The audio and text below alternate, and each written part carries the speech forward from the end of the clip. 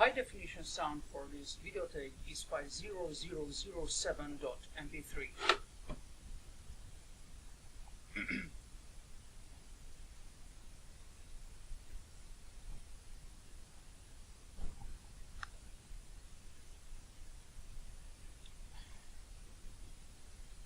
Hi everybody, I'm Simon alias the Nerd of Algorithms, and today is the 22nd of August, year 2017. Well, I think many who haven't done it so would agree that pretty likely I explored all facets of nerdy stuff, clearly as much as it could compete to one single person. Things in real life were not going too well for me. But this is until I found FPGA technology operated with the Verilog hardware-description-language.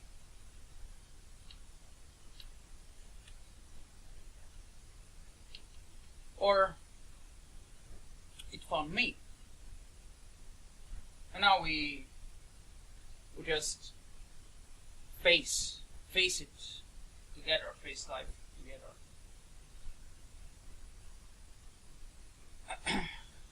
They were alive before I was nobody. But I've made a name for myself now. And people look up to me for having reached the utmost high registers of nerdism. On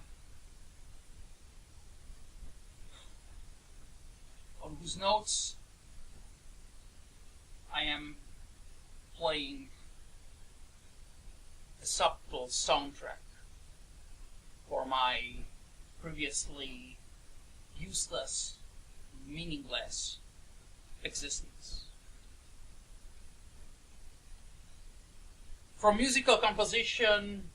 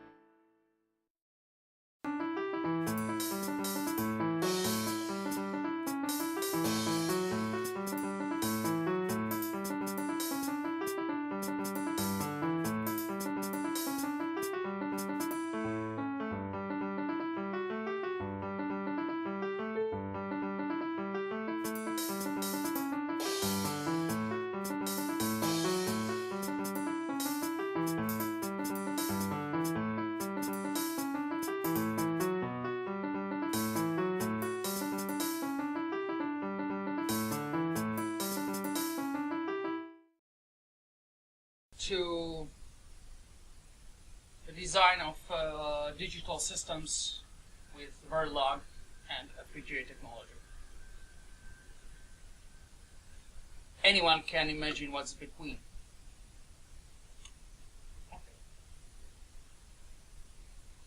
In the remaining part of this short motion picture, I will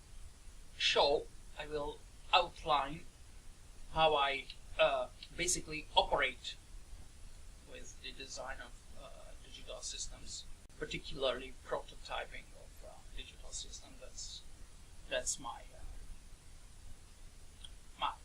little garden.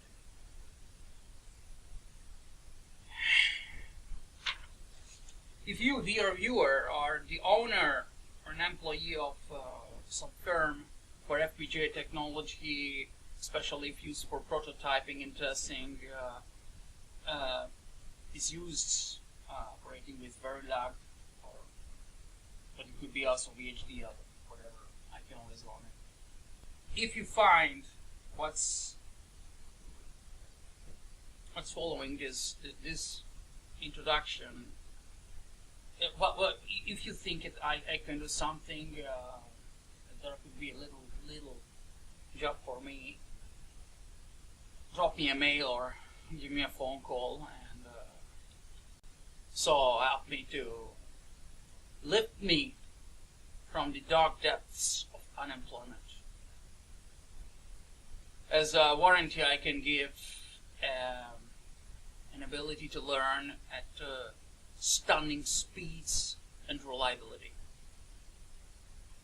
Together with my patience, which has managed to turn the head of many people. Typically, my personal way of operating is extremely simple and follows a practical mentality. When there is some external element to the FPGA which can be useful for it to be outside the system, done with it, or necessarily it has to be outside for practical reasons, I typically construct it, soldering, and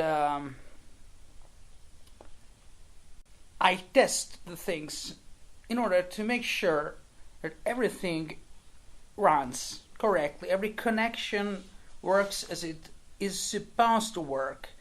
Therefore, I use some LEDs, very simple, a power source safe for the voltage levels required by the device. I use jumpers, this, LEDs, and just test.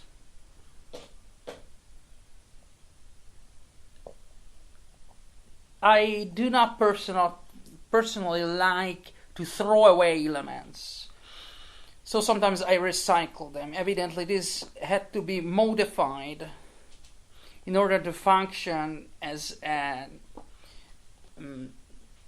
personalized chip tester. One of these typical 10 megahertz maximum operating auxiliary digital chips to have my inventory ready at use, like this. There are different categories of things which I usually push into an Hungary cell material. I have different of these types of things. Moreover, I like reusing things, just as I showed it with this one. I took these wires, for example, from a broken television and cut from the bus. It required a number of wires to grant the bus width which was required. I constructed this myself, for example. I have enough patience for these things. It's a LED matrix constructed fully by hand by using the available things. Prototyping boards cut to the right measure, and I did a soldering. This is the way I operate usually. So if secondary devices are needed, there is no problem for me to prototype, as also the very FPGA technology is meant also for prototyping. Now we have switched to a larger angle in order to show it. I simply mount usually the whole test circuit like this. It's very simple. Here are the jumpers. Let's use some corrective optics. And so before employing a certain auxiliary circuit, I simply test it. Let's see. Turn off the light. Take the supply and see if the LEDs turn on.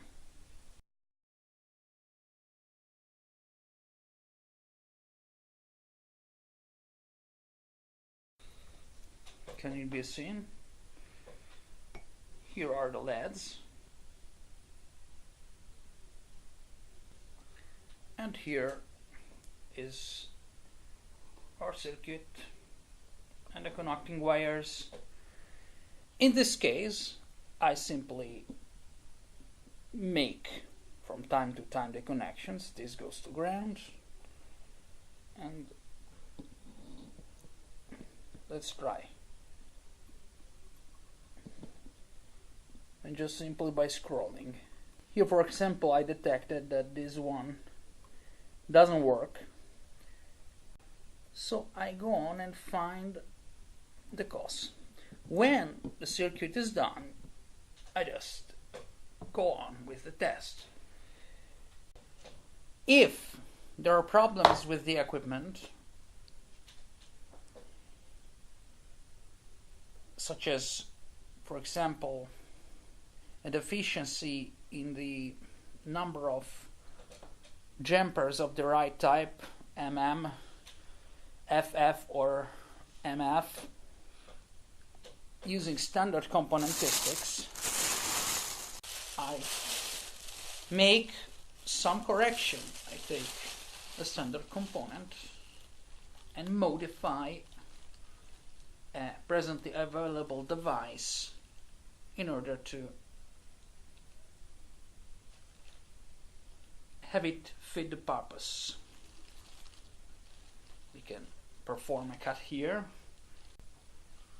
and have a very normal MF type jumper in order to go on testing.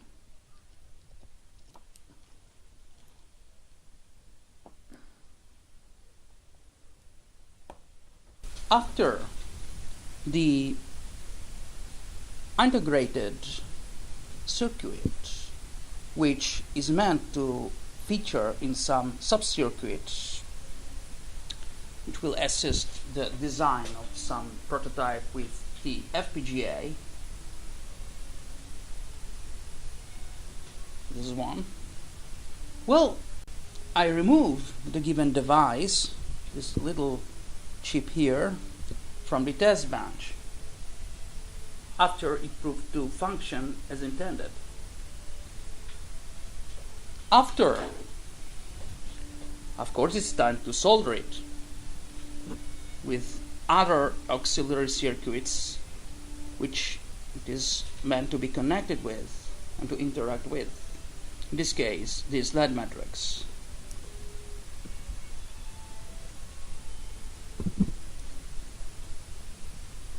Soldering, and since it was permanently soldered into a sub-circuit which is meant to be self-contained, it's time to test it again. If the soldering was fine, if the temperature the soldering didn't damage accidentally the micro device.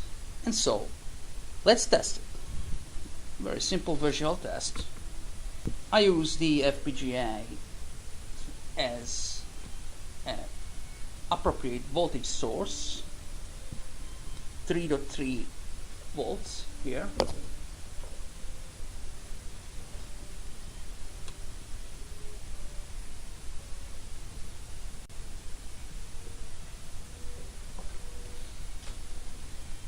I prepare the ground, sort of like this. Okay, because the others are secured against unintended connections, all of them. Very simple precaution, but also useful. Precaution as useful, that of drawing with different colors, markers on the non-solder side of such a circuit, not being it SMD, but however. So it's time to test. We connect the FPGA prototypation board to give us voltage. Here is it working, lights on, and so it's showtime. The configuration for the multiplexer is set up, and we test. 1. That one. 2, 3, 4. First line. Again.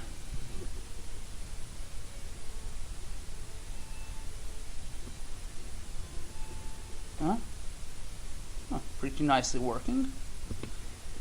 Then let's test if besides the very first one also another works. A, B, C bits. Remove the ground from here. Put high voltage on it.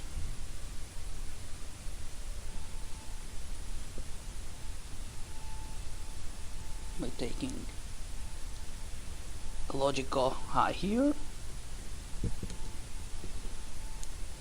Look.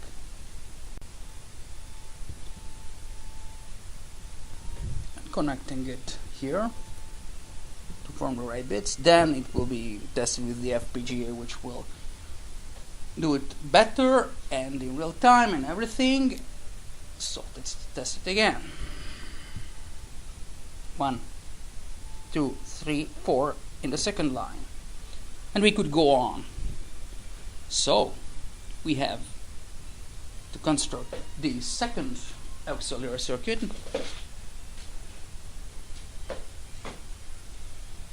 which will be this one.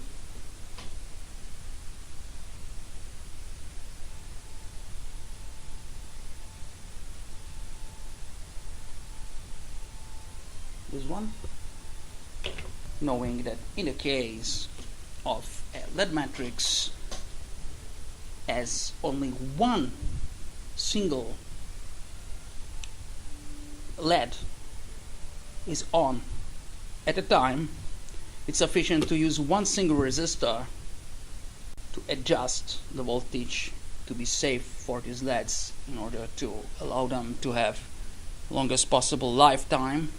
High definition sound for this video recording is file 0011.mp3.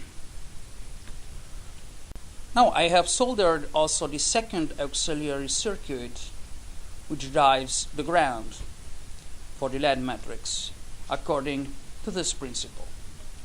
It's also time to introduce that I have, as to practical organization, my standard references in book form. Clearly these are just reviewed form things, and some creativity is needed to get the necessary information, I use flash notes, book signers, and besides use pretty normal notes. I have a couple of these references. And of course I have some data sheets printed and some in a folder on the computer, so that there is the data sheet ready at hand for all the componentistics and for the FPGA or microcontroller being used. Now let's come to the soldering. I soldered it. This time the soldering went pretty better. Let's have a look at it with the magnification lens.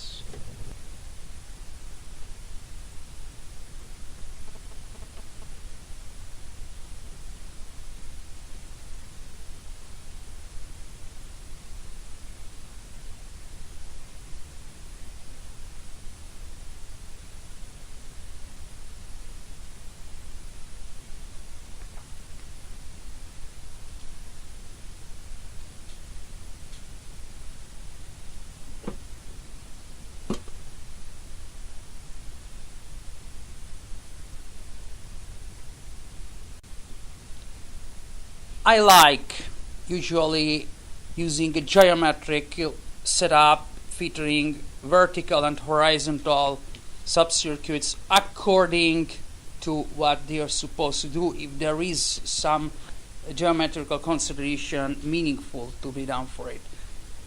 Well, so let's test it and after go to the control of the circuit of the screen with the FPGA finally. Let's connect it. I switch to 5 volts and there is this resistor here to take care of downscaling the 5 volt into something minor to give a long lifetime for the LED. As in these kinds of screens only one LED is supposed to be on at a time, there is one single resistor sufficient to grant the correct functioning. Then this geometric setup will be fixed, and this device is also reutilizable as a didactical tool. Actually a very precious one because one can see all the connections, what goes, where goes, and why. After the peripheric was finalized, it's time to go on working exclusively with the controller through the configurable, or in other words, programmable FPGA.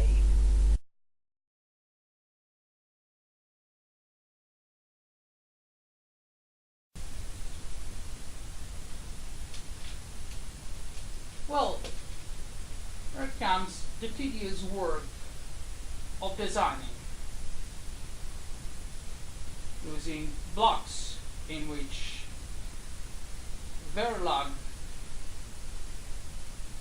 scripts are present.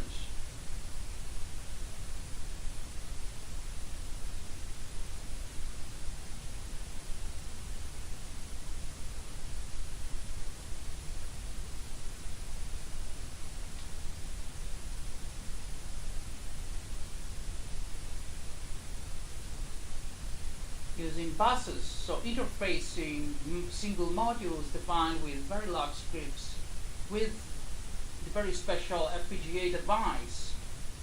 So, tedious work of assigning the inputs and outputs. I've become fairly familiar with the things and I'm comfortable with them.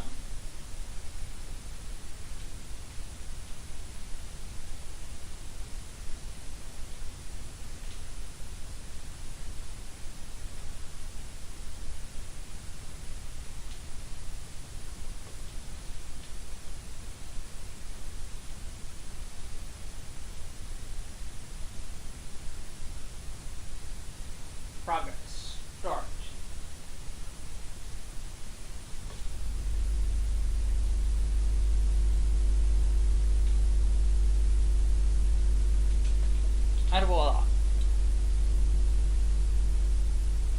just the very first test, after which the whole control is just a matter of software level or script level design.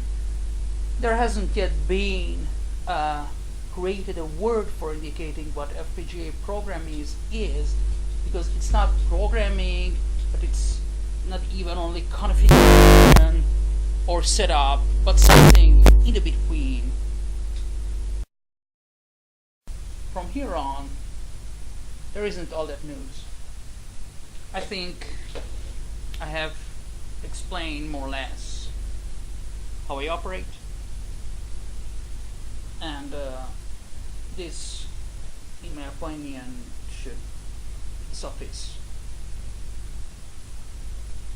Goodbye.